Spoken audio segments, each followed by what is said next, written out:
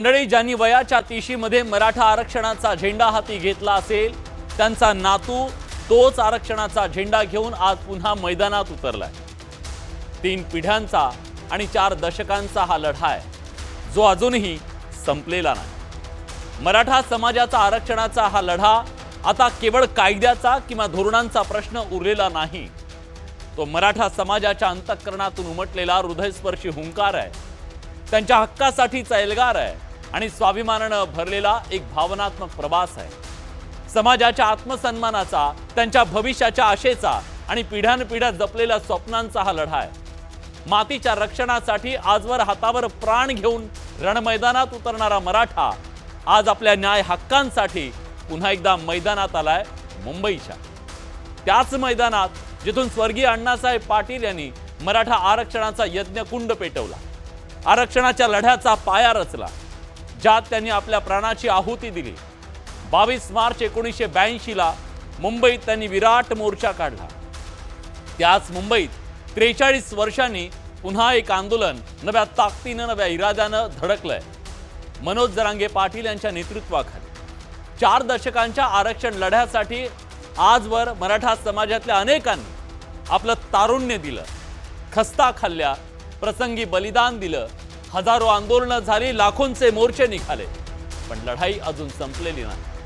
हा लढा आहे त्या प्रत्येक मराठाचा ज्यानं आपल्या कष्टानं, मेहनतीनं आणि प्रामाणिकपणानं आयुष्य घडवण्याचा प्रयत्न केलाय, पण व्यवस्थेच्या जटिल अशा गणितात कुठेतरी तो मागे राहिला ही त्याच्या मनात सल आहे आणि त्यातून निर्माण झालेल्या अस्वस्थतेचा आज दिसणारा एल्गार आहे। शेती मातीच्या प्रश्नानं ग्रासलेल्या तरुणांचा शिक्षण आणि नोकरीसाठीचा संघर्ष आहे। मराठा समाजातील आर्थिक विषमतेविरोधातली ही न्यायासाठीची वज्रमूठ आहे। फडणवीस सरकारनं मराठा समाजाला पहिल्यांदा 16% आरक्षण दिलं, सुप्रीम कोर्टात ते टिकलं नाही।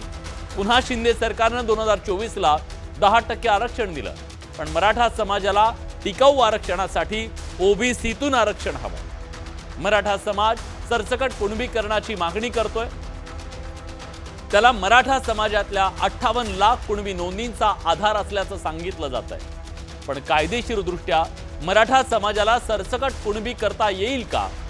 कायद्याच्या कसोटीवर हे सगळं टिकू शकेल का? एखाद्या GR मधून मिळालेलं हे आरक्षण कायद्याच्या कसोटीवर कसं टिकेल या सगळ्याची चर्चा करणं गरजेचं आहे, कारण आज मनोज जरांगे पाटील यांनी मुंबईमध्ये आल्यानंतर पहिला एल्गार, पहिली मागणी हीच केली की आम्हाला सरसकट कुणबीकरण। त्यात आपल्या चर्चेकडे वळूया।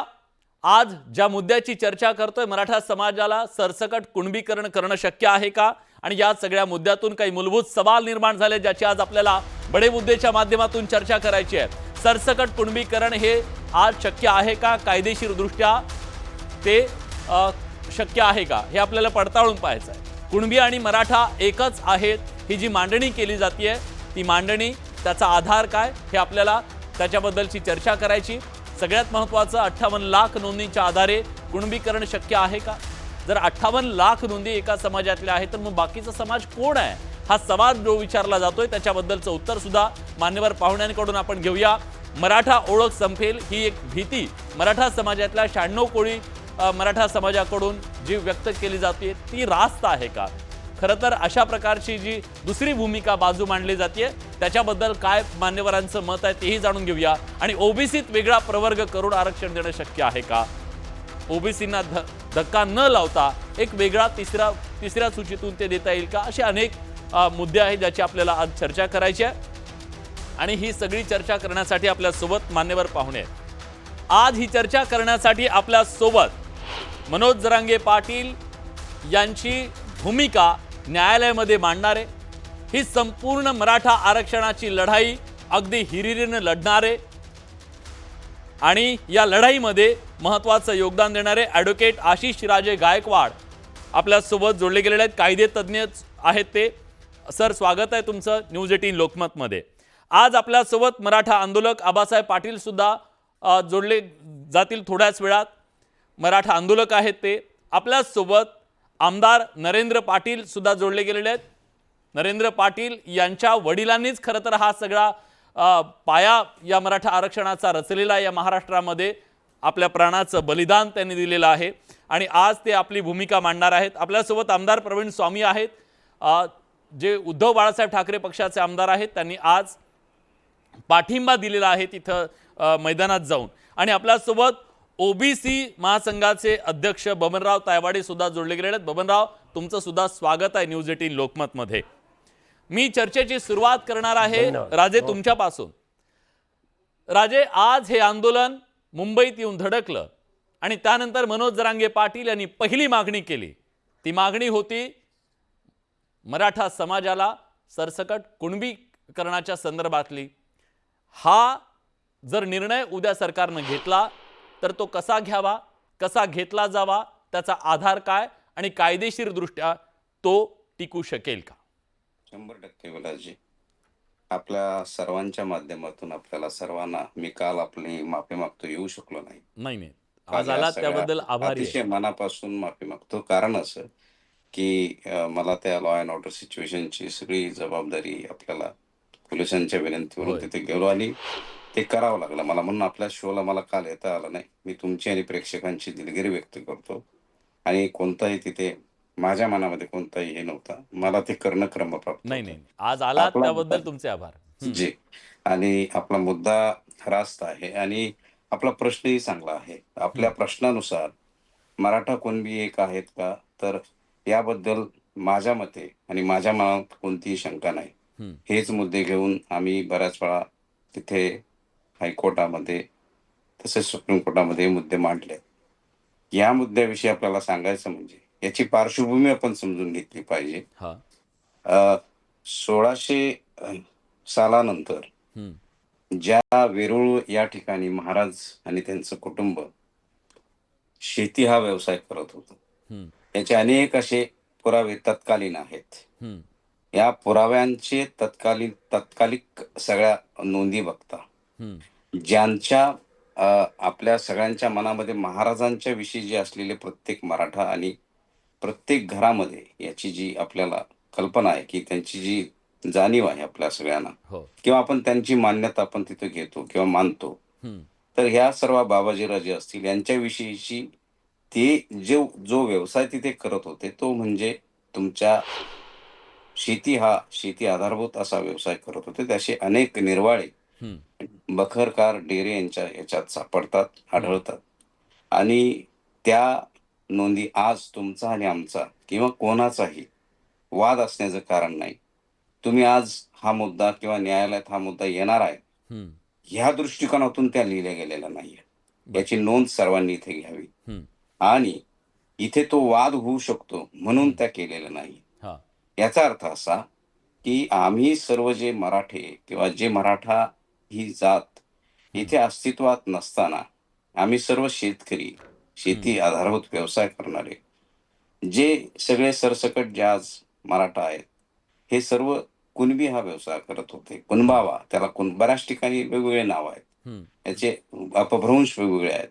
बी पेरल्यानंतर जमिनीतून पीक येतं, त्याची रक्षा करणं, त्याचं निगराणी करणं, त्याचं खळं करणं, याचे सर्व निर्वाळे या आपल्या बाबाजीराजे भोसले असतील आणि पुढील येणाऱ्या सर्व पिढीने तिथे केले, म्हणजे आपण सर्वांनी केले, अशी आमची एक पहिली माझी मांडणी आहे. दुसरी गोष्ट, तत्कालीन इंग्रज सरकारने, आता इंग्रजना या 32 पक्षामध्ये सध्या कार्यरत असलेल्या मुंबई महाराष्ट्रामध्ये साधारण 32 पक्ष आहेत जे अस्तित्वात आहेत आणि ते काम करतायत. तर त्यांच्या दृष्टिकोनातून पाहायला गेलं तर इंग्रज हे कोणत्या पक्षाचे नव्हते, हाही मुद्दा महत्वाचा ठरतो. आणि या इंग्रजांनी 1872 ते 1932 या कालखंडामध्ये संपूर्ण महाराष्ट्राचा लेखाजोखा घेतला आणि तो सेन्सस आजही आपल्याला एक आदर्श सेन्सस म्हणून आपण पाहतो. त्यानंतर कोणताही सेन्सस हा शाश्वत व विधिवत झालाय अशी मान्यता नाही आणि ते आपल्याला सर्वश्रुत आहे, माहिती आहे. या आधारावर व्हिंटेज डॉक्युमेंट म्हणून सुद्धा याकडे बघितलं गेलं पाहिजे. त्यामध्ये 1902 साली दरम्यानच्या काळामध्ये मराठ्यांना राजश्री शाहू महाराजांनी तिथे आपल्याला आरक्षण 50% दिलं होतं. ही बाब महत्वाची आहे. ज्या देशामध्ये जी आरक्षणाची सुरुवात झाली हम्म, ती राजश्री शाहूंनी केली. याबद्दलही मला वाटतं मान्यवरांच्या मनामध्ये, प्रेक्षकांच्या मनामध्ये कोणतीही शंका असण्याचं कोणतंही कारण नसावं. हो. हे 3 महत्वाचे मुद्दे जी मगाशी मी तुम्हाला सांगितले. हम्म, महाराजांनी दिलेलं आरक्षण, हम्म, त्यानंतर 1872 ते 1932 हम्म, हा विंटेज डॉक्युमेंट आहे. हम्म. तुम्ही याला आजपर्यंत बरेचसे असे निर्वाळे आहेत, एक 2-3 हजार निर्वाळे आहेत, की ज्यामध्ये हा विंटेज डॉक्युमेंट वापरला गेला. बर. आणि त्यातल्या ज्या नोंदी आहेत, आता त्यावेळी इंग्रजांनी गावागावात तो सर्वे करून तो नोंद त्या व्यवसायाची, कोणता व्यवसाय नेमका हा, प्रत्येक घराआड तो केला होता आणि त्यानुसार त्या नोंदी केल्या होत्या आणि त्याच्यानुसार त्यांचा रेव्हेन्यू त्यांना तिथे मिळत होता. हम्म, तर ह्या संदर्भात त्यांनी केलेली नोंद होती आणि ती नोंद शाश्वत पद्धतीने आज आपण कोणत्याही न्यायालयामध्ये मांडू शकतो आणि ते सिद्धही झालेलं आहे. त्यामुळे कोणाचा वाद असण्याचं इथे काही कारण नाहीये. हम्म, हम्म, आणि ज्या बखरी लिहिल्यात मगाशी मी सांगितलं, हम्म. त्याही तुमचा आमचा वाद होईल हे धोरण ठेवून, डोक्यात ठेवून आजही त्यांनी त्या काळी लिहिलेल्या नाहीये. त्यामुळे आपल्याला इथे सांगायचा हा झाला हिस्टॉरिकल डेटा. 1902 ते साधारण 1942 ते 1952 पर्यंत मराठा कुणबी हे एक होते आणि ते intermediate. There are 3 list which has been prepared under the census. त्या 3 याद्या तयार करण्यात आल्या होत्या. हम्म, त्या यादीमध्ये मराठा समाज, इतर ज्या ओबीसी 182 आपल्या जाती होत्या, हम्म. ज्याची एनलिस्टमेंट झाली, त्यामध्ये या मराठा समाजाची तिथं समावेश होता. कुणबी मराठा आणि मराठा. हा. यानंतर 1902 नंतर ज्या तुम्हाला माहिती आहे, वेदोक्त तो एक प्रकरण झालं हम्म, आणि ह्या कारणाने मराठा समाजाने बऱ्याच ठिकाणी मराठा ही जात लावण्यास सुरुवात केली. हम्म, मराठा ही काही जात तशी अस्तित्वात नाही. हम्म. ती कोणतीही शाश्वत अशी रेकॉर्ड त्याला म्हणत नाही की ही मराठा ही जात आहे. मराठा बोलणारे, मराठी बोलणार हे मराठा. हा. आणि आपल्याला माहिती आहे की या सर्व कालखंडामध्ये, म्हणजे मध्ययुगीन जो इतिहास बघितला, वाचला आणि समजला समजणाऱ्यांना, तर ह्या कम्युनिटीने, ह्या पर्टिक्युलर शेतकरी कुणबी कम्युनिटीने हम्म, ज्यावेळेस लढाई करण्याची वेळ आली त्यावेळेस लढाया केलेल्या आहेत. हा. आणि त्यानुसार यांना ज्या वेळेस लढायला जायची वेळ आली हम्म. तर त्यांचं शौर्य तिथे गाजवलेलं आहे. त्यामुळे त्यांनी त्यामुळे तिथे तुमचं मराठा म्हणणं आहे की हा लावण्यास समाज तिथे मूळ सुरुवात झाली. कुणबी आहे, मूळ कुणबी बरोबर. आहे. त्याचे दाखले ऐतिहासिक आहेत, त्याच्या Correct. नोंदी सुद्धा आणि आहेत. याच दरम्यान हा. हे तिन्ही गॅझेटर आले. आजच्या मागणीकडे मी येतो. हा. याच आधारावर सातारा गॅझेटियर असेल, हम्म, त्या बॉम्बे गॅझेटियर असेल हम्म, किंवा हैदराबाद गॅझेटियर असेल. आपल्याला माहिती आहे महाराष्ट्राचा ह्या सर्व टोपोग्राफीचा विचार केला असता आपल्याला हे 3 गॅझेटियरचा अभ्यास करणं महत्वाचं ठरतं. हम्म. आणि यात या नोंदी आहेत, याचे कारण तिथे आहेत, त्याचे दाखले आहेत की मराठा बरोबर. कुणबी आहे, तो दुसरा कोणता वर्ग नाहीये. ठीक आहे. मी विचारतो सर, बबनराव तायवाडे आपल्या सोबत आहेत. बबनरावजी, जो दावा आता केला जातोय की संपूर्ण मराठा समाज हा कुणबी आहे, त्याचे ऐतिहासिक दाखले आहेत, त्याच्याबद्दलचे गॅझेटियर्स आहेत, ते लागू केले जावेत आणि या आधारावर 58 लाख नोंदी आहेत, त्या आधारावरती मराठा समाज हाच कुणबी समाज आहे, तो मराठा हा जात समूहच नाही आहे, अशा प्रकारची जी मांडणी केली जाते ती तुम्हाला मान्य आहे का? नाही, मांडणी केली आहे हे मला मान्य आहे. हां. अनेक लोक, आम्ही पण त्याच्याशी सहमत आहोत, बरं. दुमत त्याच्यामध्ये नाही आहे. मग प्रॉब्लेम कुठे आहे? पण ज्यावेळेस भारत स्वतंत्र झाला हां. आणि स्वतंत्र झाल्यानंतर हम्म, ज्या संविधानाने हा देश चालतो हम्म, त्या संविधानामध्ये 340व्या कलमानुसार ओबीसीला आरक्षण देण्यात यावं ही तरतूद केली. 41 नुसार एससीला आणि 42 नुसार एसटीला. हां. एससी आणि एसटीला 50 पासून मिळालं. पण जेव्हा ओबीसी संवर्गाला आरक्षण द्यायची वेळ आली हम्म, तेव्हा यांच्या जातीची संख्या तिथे नाही आहे, त्यामुळे ते थांबला आणि म्हणून काका कालेलकर आयोग बसला. हां. काका कालेलकर आयोगाने जी जातींची यादी सादर केली आपल्या अहवालामध्ये, हम्म, त्याच्यामध्ये फक्त कुणबी जात होती. हम्म, तो 25 वर्ष लागू होऊ शकला नाही. हम्म, नंतर 1978ला BP मंडल आयोग आला. हम्म, त्यांनी जी जातीची यादी सादर केली त्याच्यामध्ये सुद्धा फक्त कुणबी जात आली आणि मग त्याच्यामध्ये काही दिवसांनी मराठा कुणबी, कुणबी मराठा, लेवा पाटील, लेवा पाटीदार हे अशा ज्या कुणबी समजल्या जातात हो. त्या जातीचा त्याच्यामध्ये समावेश करण्यात आला. अडचण इथे अशी झाली की मंडल आयोगाने जो अहवाल सादर केला त्याच्यामध्ये मराठा कास्टला फॉरवर्ड कास्टचा उल्लेख म्हटलेला आहे. हम्म, आणि नंतर तो BP मंडलचा अहवाल 7 ऑगस्ट 1990 रोजी लोकसभा आणि राज्यसभेमध्ये पारित झाला. हा, आणि पारित झाल्यानंतर त्याच्यामध्ये ज्या काही फॉरवर्ड कास्ट म्हणून ती यादी दिलेली आहे, मराठा आहे, गुजर आहे, जाट आहे, ज्या ज्या जातीचा समावेश OBC मध्ये करण्याकरता संघर्ष केला जातो, हम्म, याच्याकरता त्यांनी सांगितलं की या फॉरवर्ड कास्टला जर बॅकवर्ड क्लासमध्ये इन्क्लूड करायचं असेल हम्म, तर एक पद्धत त्यांनी ठरवून दिलेली आहे बर, की आधी त्या राज्याच्या राज्य मागासवर्गीय आयोगाने अभ्यास करून हम्म, ही जी फॉरवर्ड याच्यामध्ये कास्ट टाकलेली आहे बॅकवर्ड आहे अशी शिफारस राज्य सरकारकडे करावी. आणि बबनरावजी, राज्य सरकार बबनरावजी, मी थोडंसं थांबवतो तुम्हाला, याच्यासाठी थांबवतो. आरक्षण कसं द्यावं त्याबद्दलची ती प्रक्रिया, त्यांचं म्हणणं वेगळं आहे. त्यांचं म्हणणं असं आहे की मराठा समाजातल्या 58 लाख नोंदी जर समोर आलेल्या आहेत त्या कुणबी आहेत म्हणून, तर मग उरलेला समाज कोण आहे, तो पण कुणबीच असेल ना, ही मांडणी आहे. बरोबर राजे, मी म्हणतो ते बरोबर आहे? नाही नाही नाही, ऐका, ह्या नाही 58 लाख नोंदी, 58 लाख नोंदीचा आकडा सुद्धा हे जे सांगत आहे, हा, इथे आपण एक समजून घेतलं पाहिजे की न्यायमूर्ती संदीप शिंदे साहेबांनी ज्या नोंदी शोधल्या हम्म, त्या 1950 पासून तर आतापर्यंत कुणाकुणाच्या शैक्षणिक आणि महसुली कागदपत्रावरती हम्म, कुणबी, मराठा कुणबी, कुणबी मराठा, लेवा पाटील अशा नोंदी आहेत त्या शोधल्या. हा, आणि त्या शोधून तो 58 लाखाचा आकडा पुढे आलेला आहे, बर, ज्याच्यामध्ये 37 लाख नोंदी ह्या फक्त आमच्या विदर्भातल्या आहे. हम्म. आता पण विदर्भातला जो कुणबी आहे तो मराठाच होता ना सर, सुरू व्हायच्या पूर्वी तो भाऊच आहे ना, तो काय? वेगळा कसा आहे? नाही, भाऊ जरी असला वेगळा नाही, मी म्हणून राहिलो ज्या नोंदी शोधल्या या बाबतीत मी त्या थांबवतो आधीपासून हा, कुणबी लिहिलेल्या आहेत, त्यांची फक्त comment कुणबी घेतो लिहिलेल्या फक्त. आहे.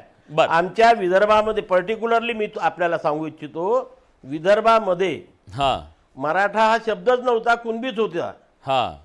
हा, कोकणामध्ये कुणबी आहे आणि मराठा हे दोन्ही आहेत हा, काय.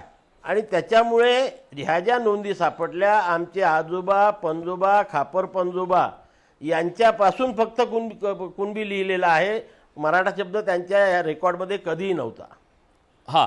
आणि राजे, मग आता राजे या एक कमेंट 58 कारण मला लाख बाकी नोंदीमध्ये- पाहुण्यांकडे द्यायचं. राजे एक कमेंट याच्यावरती. मला यांच्या तायवाड्यांच्या नॉलेजमध्ये थोडीशी भर टाकायची आहे. आपल्याला कदाचित माहित नसेल, ज्या आंबेडकरांनी संविधान लिहिलं, ज्या आंबेडकर मसुदा समितीचे अध्यक्ष होते, त्यांच्या संपूर्ण शिक्षणाची जबाबदारी विदेशी ही आमच्या घराण्याने केलेली आहे.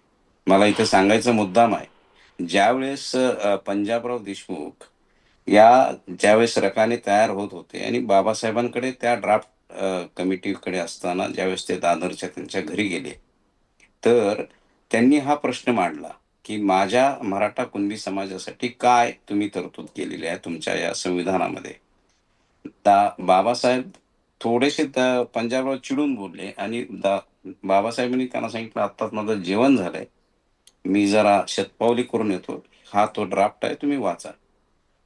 पडेजी, तुम्हाला इथं आवर्जून सांगण्यास मला आनंद वाटतो की त्या ठिकाणी मराठा आणि मराठा कुणबी बाबासाहेबांनी तिसऱ्यांदा एकदा ऍफिडेव्हिट करून 1917 साली साठे कमिटीकडे, आणि दुसऱ्यांदा एकदा 1927 साली, आणि तिसऱ्यांदा 1948 साली पंजाबराव देशमुखांना याबद्दल त्यांनी अवगत केलं की मी पहिल्याच ठिकाणी जी जात नोंदवली आहे ती मराठा आणि मराठा कुणबी जे शेती व्यवसाय करतात त्यांच्यासाठी ही तरतूद केली आहे, त्यांचे हाल आम्हाला माहिती आहेत आणि ह्या समाजाला हे आरक्षण मिळण्याची गरज आहे. याचा प्रचार प्रसार तुम्हाला सर्व पश्चिम महाराष्ट्रात व इतर महाराष्ट्रात करावा लागेल.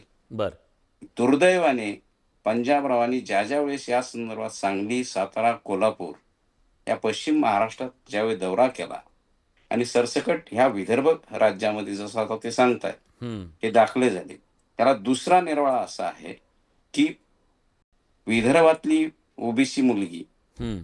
मराठवाड्यातल्या घरामध्ये मराठा म्हणून येते हम्म. आणि मराठवाड्यातली मराठा मुलगी विदर्भात तिथल्या मराठा कुणबीकडे कुणबी म्हणून लग्न करून जाते. हम्म. तिचे मुलं जे होतात ते तिकडे कुणबी होतात आणि तिकडून इकडे आलेली मुलगी सासूरवाडीला हम्म. हा मराठा होतो.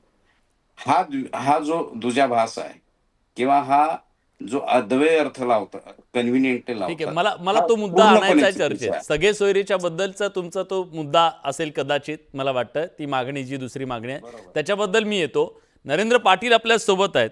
पाटील साहेब, मराठा समाजाचं सरसकट कुणबीकरण करा अशा प्रकारची मागणी समोर येते, याबद्दलची तुमची भूमिका काय आहे? सरकार काय विचार करतं याबद्दल? अशा प्रकारची मागणी मान्य करता येऊ शकेल का? तुम्ही काय विचार करताय? सगळा आरक्षणाचा जो विषय आहे तो 1980 पासूनचा विषय आहे. हो. ज्या वेळेला बऱ्याचशा जातींमध्ये आरक्षणाची सवलती मिळत नव्हत्या आणि म्हणून माझ्या वडिलांनी त्यावेळेला आर्थिक निकषावरती आरक्षण त्या ठिकाणी मांडलं होतं. हम्म. ज्या वेळेचं तत्कालीन सरकार हे काँग्रेसचं होतं आणि काँग्रेसला खूप अपेक्षा होती, कारण माझे वडील इंदिरा गांधी म्हणा, त्याचबरोबर राजीव गांधी, प्रीतमचे यशवंतराव चव्हाण यांच्या विचाराने काम करणारे होते, परंतु ते शक्य झालं नाही. हम्म. सरकारने ते दिलं नाही आणि म्हणून वडिलांनी टोकाची भूमिका घेतली. कालांतराने खास करून मराठवाड्यामध्ये मोठ्या प्रमाणामध्ये प्राध्यापक देवीदास वडजे सर असतील, आमचे स्वर्गीय अण्णासाहेब जावळे पाटील असतील, या सगळ्यांनीही मराठा समाजाला आर्थिक निकषावरती आरक्षण मिळावं हीच मागणी केली. हम्म. किंबहुना 2016 जो हम्म. आपला मराठा क्रांती मोर्चा, या हो. मोर्चामध्ये जर आपण प्रामुख्याने मागण्या जर पाहिल्या असतील हम्म. तर त्या मागण्याप्रमाणे आर्थिक निकषावरती आरक्षण हम्म. महाराष्ट्रामध्ये नारायण राणेंची कमिटीचे जो सर्वे झालेला आहे त्या सर्वेचं पुनर्सर्वे करून त्याचा अहवाल सरकारने मान्य करून आम्हाला आरक्षण द्यावं. हम्म. आता ही सगळी प्रक्रिया ही आपण समजून घेतल्यानंतर कुणबी आणि मराठवाड्यातला कुणबी हा शब्द कुठून आला? हम्म. खरं म्हणजे मराठवाड्यामध्ये छत्रपती संभाजीनगरमध्ये किशोर चव्हाण नावाचे एक कार्यकर्ते आहेत, पदाधिकारी आहेत, जे हो. देवीदास वडजे सरांच्या माध्यमातून काम करत होते. हम्म. त्यांनी हा मुद्दा अशोकराव चव्हाणांच्या काळामध्ये मांडला, उद्धव ठाकरेंच्या काळामध्ये मांडला. इव्हन दो त्यावेळेला ते स्वतः याचिकेकर्ते होते, त्याच्यामध्ये दाते पाटील पण होते आणि त्यांनी हा मुद्दा मांडला. हा. जो मुद्दा कालांतराने ज्या वेळेला हल्ला झाला, लाठीचार्ज झाला, त्या लाठीचार्जच्या नंतर निजामांचं असणारं गॅझेट, निजामांमध्ये मराठा समाजाला मिळालेलं मराठवाड्यातल्या लोकांना आरक्षण हम्म. हे कुणबी होतं, ते देण्यात यावं आणि त्याचा आधार धरून हा कुणबी हा शब्द आला. हम्म. खरं म्हणजे कुणबी हा म्हणजे शेतकरी, आणि शेतकरी ज्या मुद्द्यावरती मगाशी चर्चेमध्ये पंजाबराव देशमुखांचं नाव घेतलं, ही वस्तुस्थिती आहे. हम्म. आपण जर भौगोलिक परिस्थिती जर पाहिली विदर्भामध्ये आणि मराठवाड्यामध्ये, ज्याच्यामध्ये वकील साहेबांनी एक उल्लेख केला की मराठवाड्यातली मुलगी विदर्भात गेली तर काय, विदर्भातली मुलगी जर मराठवाड्यामध्ये गेली तर काय, त्याच्या मुलांचं कुणबी आणि मराठा हे सगळं जे व्याख्या, जे उल्लेख व्यवस्थितपणे केला. हम्म. पण हाच कुणबी ज्या वेळेला तुम्ही कोकणात जाता, म्हणजे गोव्यापासून निघालेला सिंधुदुर्ग, रत्नागिरी, पाक तो नवी मुंबई, ठाणा, पालघर पर्यंत, हा. तर इकडे कुणबीचा शब्द मराठा समाजा लावून का घेत नाही? याचं कारण काय? तर राणे साहेबांनी एकदा वक्तव्य केलं होतं, आमचे कदम रामदासभाई कदमांनी एकदा वक्तव्य केलं होतं, ज्याच्याबद्दल खूप काही गोष्टी घडल्या गेल्या होत्या. ही वस्तुस्थिती आहे. हम्म. त्याच्यामुळे आज सरकारने, एकनाथ शिंदे साहेबांच्या मुख्यमंत्र्यांनी ज्या वेळेला शुक्रे कमिटीच्या माध्यमातून जो फेर सर्वे केला आणि त्या सर्वेमध्ये ज्यांच्या नोंदी गावलेल्या आहेत हा. त्या नोंदी तर योग्य पद्धतीनं त्यांना 58 लाख लोकांना आता कुणबी प्रमाणपत्र दिलेलं आहे. हम्म. आता ज्यांच्या नोंदीच घावल्या नसतील त्यांना तुम्ही कसं बसवणार? आणि सरकारला जर ते बसवायचं असेल तर वकील साहेब इथे आहेत, जे वकील मला वाटतं उद्धव ठाकरेच्या काळामध्ये ते त्या कोर्टामध्ये बाजू मांडत होते किंवा त्यावेळेला ते वकिली माध्यमातून त्यांच्या असणाऱ्या वेगवेगळ्या सल्ला देत होते. मग त्यावेळेला तो निर्णय घेतला असता तर फार बरं झालं असतं. हम्म. म्हणजे आज त्यांचं म्हणणं आलं की मराठा ही जातच नाहीये. हम्म. म्हणजे मला तर आश्चर्य वाटायला लागलं. मी तर सरप्राईज झालो या विषयावरती. माझा इतिहासाचा अभ्यास जरा कच्चा असेल पण मराठा जातच जर नसेल तर मग आम्ही कशासाठी भांडतोय? आम्ही कुणासाठी भांडतोय? मग SC-BC कशाला पाहिजे? EWS कशाला पाहिजे? मग रिझर्वेशन कशासाठी पाहिजे? हा एक चर्चेचा मुद्दा होऊ शकतो. माझं फक्त एवढंच म्हणणं आहे की हा ज्या मुद्द्यासाठी आपण आंदोलन केलं, त्या आंदोलनाचा एक पहिला मुद्दा काय यशस्वी झाला, तर काय आमच्या नोंदी घावल्या. कुठल्या नोंदी घावल्या? कुणबी प्रमाणपत्राच्या आमच्या पंजोबांच्या काळामध्ये, जे आम्हाला त्याचा फायदा झाला. आज त्या मुलांना एज्युकेशन मिळालं. आज सरकार म्हणून सरकारने भूमिका काय घेतली 2016च्या नंतर, की रिझर्वेशनच्या बद्दलचे वेगवेगळे आयोग हे माझ्या वडिलांच्या निधनानंतर झाले, ज्याच्यामध्ये मराठा समाजाला कधी रिझर्वेशन मिळालं नाही. त्या आयोगाच्या माध्यमातून पहिल्यांदा रिझर्वेशन देत असताना त्यांचे सबस्टिट्यूट बेनिफिट्स दिले. हा सारथी दिली, पंजाबराव देशमुखांच्या नावाखाली त्यांनी त्या ठिकाणी सयाजीराव देशमुखांच्या नावाखाली काय योजना काढल्या, महामंडळ काढली. मराठा समाजाला फक्त रिझर्वेशनच नाही तर रिझर्वेशनच्या बरोबर 2 अशा सवलती दिल्या जे प्रवाहामध्ये येण्यासाठी खूप महत्वाच्या होत्या. आता या विषयावरती सरसकट तर आता वकील साहेब इथं बसलेले आहेत, त्यांनीच त्याच्यामध्ये युक्तिवाद करून सरकारला आणि कोर्टामध्ये, हायकोर्टामध्ये जाऊन, सुप्रीम कोर्टामध्ये जाऊन ती भूमिका मांडली पाहिजे. मी आणि मी तो मी मी विचारतो सर त्यांना, मी विचारतो, पण त्याच्या आधी एक मला एक राजकीय प्रतिक्रिया घ्यायची आहे. शिवसेना उद्धव बाळासाहेब ठाकरे पक्षाचे आमदार प्रवीण स्वामी आपल्यासोबत आहेत. स्वामी सर, आज आम्ही तुम्हाला मनोज जरांगे पाटील यांच्या आंदोलनामध्ये त्यांना पाठिंबा देताना बघितलं. हा पाठिंबा प्रवीण स्वामी यांचा वैयक्तिक आहे की उद्धव बाळासाहेब ठाकरे पक्षाची भूमिका आहे की ओबीसीमधून आरक्षण दिलं पाहिजे मराठा समाजाला? सन्माननीय उद्धव बाळासाहेब ठाकरे पक्ष शिवसेनेच्या वतीनं त्या ठिकाणी आम्ही ओमदादा, कैलासजी पाटील आणि मी स्वतः हां पाठिंबा द्यायला गेलेलो होतो. मराठवाड्याचं प्रतिनिधित्व आम्ही लोक करत असताना मराठा समाजाची जी आजची अवस्था आहे, आमच्याकडं खेड्यामध्ये असणारा कुणबी समाज, याला आपण कुणबी मराठा म्हणतो, हो त्याचं जर आज आर्थिक परिस्थिती पाहिली तर नक्की आरक्षण देण्यालायक ती परिस्थिती आहे. 58 लाख नोंदी ज्या मिळालेल्या आहेत त्या हैदराबाद गॅझेट मधून मिळालेल्या आहेत. त्याच्या कुठेतरी नोंद कुणबी मराठा म्हणून आहे आणि ही हक्काची मागणी त्या ठिकाणी आदरणीय मनोजदादा जरांगे पाटील करीत आहेत. याच्यामध्ये राजकारणाचा भाग जर बाजूला ठेवला तर मराठा समाजाची आजची अवस्था, जी गोवा, कोकण आपण जे म्हणता आहात किंवा पश्चिम महाराष्ट्र, त्यापेक्षा आमच्या मराठवाड्यातील मराठा युवकांची अवस्था जर आज आपण पाहिलेली आहे तर त्यांना आरक्षण आवश्यक असल्याचं आपल्याला दिसून येतं. कायद्याच्या चौकटीमध्ये बसून आरक्षण देण्याची जी प्रक्रिया आहे ती शासनाने करावी. तिथं आमचे राजे आहेत आणि इतर मनोजदादा जरांगे पाटील देखील त्यामध्ये अभ्यास करून ही मागणी पुढे रेटत आहेत. शिवसेनेचा त्याला आमचा सक्रिय पाठिंबा या ठिकाणी आम्ही देत आहोत. बरं, ठीक आहे. पण म्हणजे ज्या पक्षाचा पाठिंबा आहे असं तुम्ही क्लिअर केलेला आहे की पक्षाची भूमिका आहे की ओबीसी मधून द्यावं हे. पण राजे, मला तुम्हाला हे विचारायचं आहे की आता प्रामुख्यानं हा प्रश्न सर्वाधिक चर्चेला जातोय तो मराठवाड्यातून, ती अस्वस्थता जास्त आहे ती मराठवाड्यातून. मराठवाड्यासाठी वेगळ्या प्रकारचा निर्णय काही घेतला जाऊ शकतो का, एक प्रश्न माझा आहे. दुसरा, मराठा समाजाचा जो व्हॉल्यूम आहे तो खूप मोठा आहे, म्हणजे संख्या खूप मोठी आहे. 58 लाख नोंदी मराठा समाजाच्या आहेत, म्हणजे जवळपास 2 ते 3 कोटी इतकी लोकसंख्या ऑलरेडी ओबीसी मध्ये आलेली आहे. उरलेला जो 2-3 कोटी समाज आहे तोही समाज पुन्हा ओबीसी मध्ये आला तर मग हा व्हॉल्यूम आणि संख्या वाढेल. मग 10% इतर आरक्षण, 10% ओबीसी मध्ये, अशा प्रकारे 20% आरक्षण मराठा समाजाला मिळू शकतं. अशा प्रकारची मांडणी सुद्धा काही मराठा नेतृत्वाकडून केली जाते की आपण एका कॅटेगरीमध्ये गेलो सगळेजण तर आपल्याला ते पुरणार नाही, त्यापेक्षा जे ओबीसीत गेले त्यांनी ओबीसीतून घ्यावं आणि बाकीचे जे आहेत त्यांनी 10% आहेत तिथून घ्यावं. या मांडणीला तुमचं काय म्हणतं याच्याबद्दलचं? मला थोडंसं मगाशी तुमचा प्रश्न तर मी घेतोच आपला चर्चेच्या अनुषंगाने.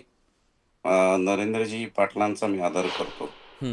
नरेंद्र पाटलांनी माझा 2 ते 3 वेळा सत्कार केलेला आहे आणि सत्कार केला म्हणून नाही तर माझं त्यांच्याकडे एक अण्णासाहेबांविषयीचं असलेलं एक मोठा आदर माझ्या मनामध्ये आहे आणि त्याविषयी मी त्यांचा फार वेळा भेटण्याचा आमचा योग आला. त्यांनी मगाशी सांगितलं की 2016 नंतर हे आयोग आले आणि त्यात आरक्षण दिलं गेलं. हम्म, मला थोडंसं सांगायचं, मी त्यासाठी ऐतिहासिक निर्वाळे मुद्दाम दिले, त्यावर इथं चारही मान्यवर जे आहेत ते बोलत नाहीयेत. आणि हे ऐतिहासिक जे मांडणी आपण तिथे केली यापूर्वी, ती अशी तुम्ही जी म्हणालात की त्यांनी ती मांडावी, हम्म, तर तुमच्या माहितीसाठी जे 175 PI आहे माननीय उच्च न्यायालयामध्ये, त्या 38 याचिकांमध्ये आमची एक याचिका होती. हम्म, त्या याचिकेचा नंबर आहे, लिहून घ्या, WP स्टॅम्प नंबर 2126. हम्म, या संपूर्ण याचिकेमध्ये आमचे सगळे मुद्दे, मराठा कसा कुणबी आहे किंवा मराठा हा कुणबी हाच वर्ग आहे, हा कोणतीही जात, पहिली गोष्ट इथे कन्फ्युजन जातीचं करतात. हम्म, व्यवसाय आधारभूत जात केली जाते, जात अशी जात आलेली नाहीये. हम्म, हा मुद्दा कोणी मांडत नाहीये. बर. 1942 सालापर्यंतचा मुद्दा कोणी मांडत नाहीये. पण सर, राजश्री शाहू कुणबी नोंदी महाराजांचा इतर मुद्दा कोणी जातींमध्ये मांडत सुद्धा नाही. सापडल्या गॅझेटमध्ये, त्याचं काय करायचं मग? त्या मग आधारे समजा ब्राह्मण समाजाच्या काही नोंदी मराठवाड्यात सापडल्या, जैन समाजाच्या कुणबी म्हणून काही नोंदी सापडल्या, त्या नोंदींच्या आधारे ते समाजही उद्या म्हणू शकतील आम्हाला सरसकट तुम्ही कुणबी करा आणि मग आम्ही सुद्धा आरक्षणाचे हकदार आहोत. मग एक बरोबर आहे. पेच अधिक मोठा होऊ बरोबर शकेल आहे. नाही यातून. बरोबर. गॅझेटियर प्रमाणे ज्या नोंदी आहेत, व्यवसाय आधारभूत ही जात आलेली आहे, लक्षात घ्या तुम्ही. हा, इथे कोणी इथं सांगू शकत नाही माझी जात हीच आहे, लक्षात घ्या. पण मग कारण निर्वाळे तुम्ही जे म्हणता, हा. निर्वाळे, आता तुम्हाला दुसरी गोष्ट सांगतो. हम्म, मुस्लिम कम्युनिटीला आपल्याला ओबीसी आरक्षण आहे, याबद्दल कोणाला काय म्हणायचंय? नाही आहे ना, मराठा किंवा आपल्याकडे आहे ना, कुणबी, ओबीसीतलं आरक्षण आहे त्यांना. कोणाला काय वाद आहे याच्याबद्दल? माझ्या माहितीप्रमाणे नसावा. हम्म, नाही. 182 183 जाती 1967 साली होत्या. मराठा किंवा कुणबी हा वाद होता? हम्म, नव्हता. 67 सालानंतर 2 जाती ऍड केल्या, हम्म, माळी आणि तेली. हम्म, जो आयोग आज तुम्ही लागताय किंवा सांगताय मंडल आयोग, हम्म, हा मंडल आयोग त्यावेळी होता. 3 दिवस हा मंडल आयोग महाराष्ट्रात येतो, ज्यावेळेस देशात आणि राज्यात साधारण 9 ते 10 राज्यांमध्ये इलेक्शन होते. हम्म, देशामध्ये या सगळ्या राजकीय घडामोडी त्यावेळेस तत्कालीन चालू होत्या.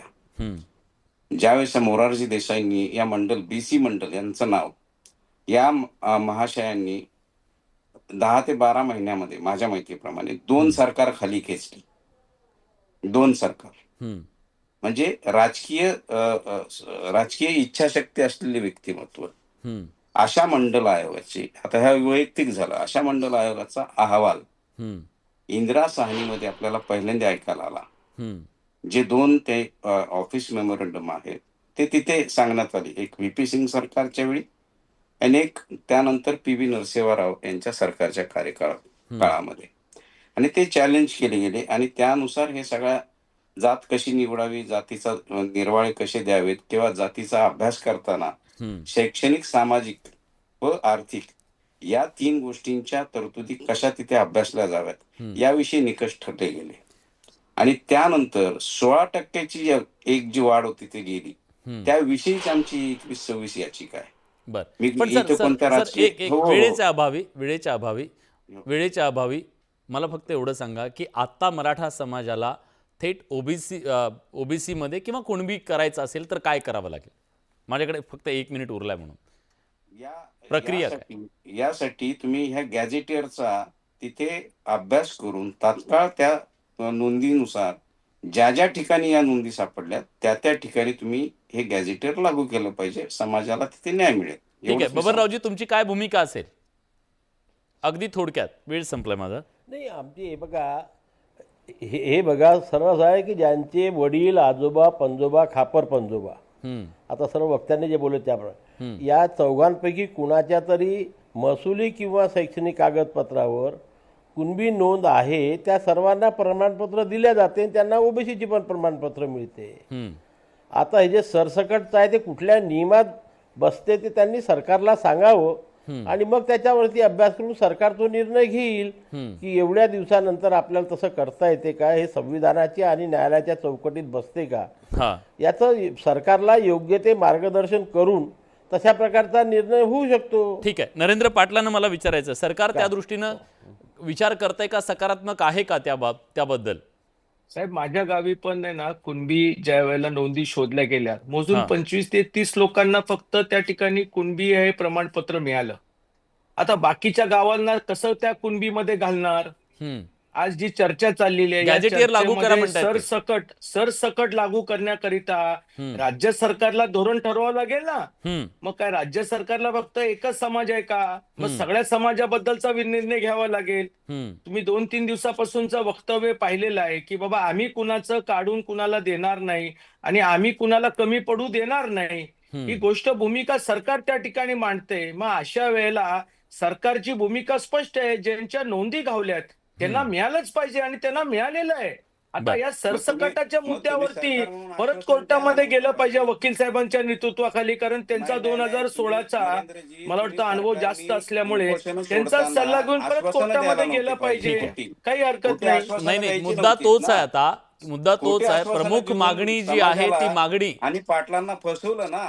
तुम्ही का खोटी आश्वासनं दिली? वकील लेखी साहेब, दिली. तुम्हाला एक अहो, समजावून लेखी सांगतो, आश्वासन दिलं तुम्ही पाटलांना कुणी कोणत्या आधारावर फसवलेलं आणि नाही. अभ्यासावर दिलं? एक लक्षात घ्या, सरकार म्हणून राज्याचे तुम्ही मुख्यमंत्री म्हणून प्रतिनिधित्व एकनाथ शिंदे करता, साहेबांनी तर आपण अभ्यास पुढाकार पूर्ण घेतला. बोललं पाहिजे. ठीक त्याच्यानंतर आहे, ठीक आहे. सुप्रे माझा कमिटी वेळ तयार संपलाय. केली. माफ करा, सुप्रे माझा वेळ कमिटी तयार संपलाय. केल्यानंतर त्याचं पण या सर्वेक्षण प्रमुख झालं. मागणीचा तुम्ही पहिल्या नेमका कसा टप्प्यामध्ये विचार होतो? होता. उद्धव ठाकरे या प्रमुख मागणीचा कसा विचार होतो हे बघावं लागेल.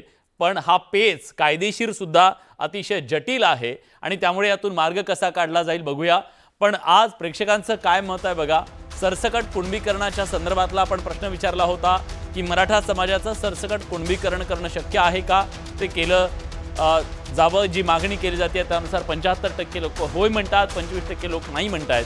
पण या संदर्भात आता सरकार काय निर्णय घेतं, कायदेशीर कसोटीवर तो टिकणारा निर्णय असेल का, याबद्दलची चर्चा पुढच्या काळात सुद्धा सुरू होणार आहे. आज या चर्चेत आपण सगळे आलात, आपली भूमिका मांडली, त्याबद्दल सगळ्यांचे मनापासून आभार. बडे मुद्देच्या चर्चेत आपण इथेच थांबतोय. धन्यवाद.